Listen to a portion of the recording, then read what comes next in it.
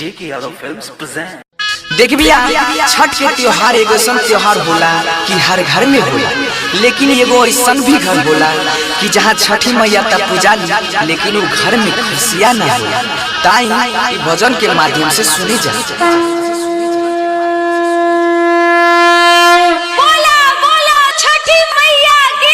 DJ Vikesh भोजपुरिया, DJ Vikesh भोजपुरिया, DJ Vikesh भोजपुरिया,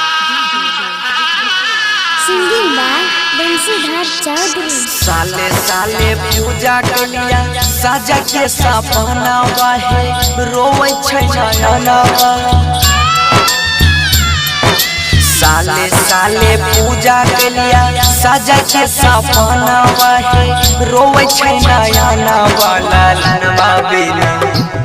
लालनवा बिना सोना लागै छै ननमा, लालनवा बिना सोना लागै छै ननमा।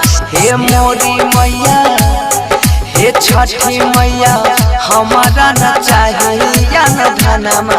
हे छठी मैया, हमारा न चाहिए न धनमा। लालनवा बिना सोना लागै छै ननमा, लालनवा बिना सोना लागै छै Nanma. DJ Vikas, DJ Vikas.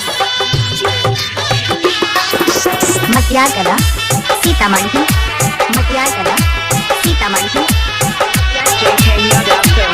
Singing by Bansidhar Chaudhary.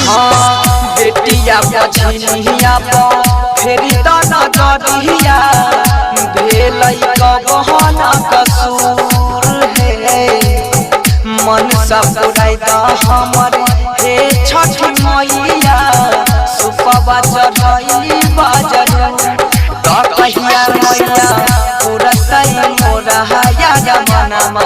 त कहिया हे मैया पुरतै मोरा या मनमा। लालनवा बिना सोना लागै छै ननमा, लालनवा बिना सोना लागै छै ननमा। डीजे विकास, डीजे विकास।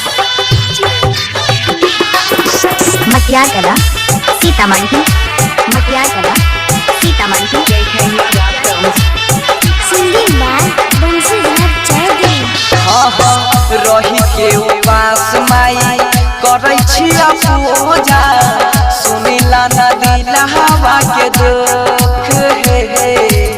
घर बाके लोग सब महारै छै ताना, कहिया पैया चहारा के सुख।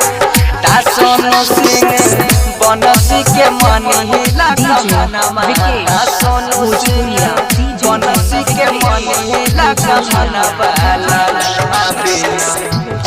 लालनवा बिना सोना लागै छै ननमा, लालनवा बिना सोना लागै छै ननमा।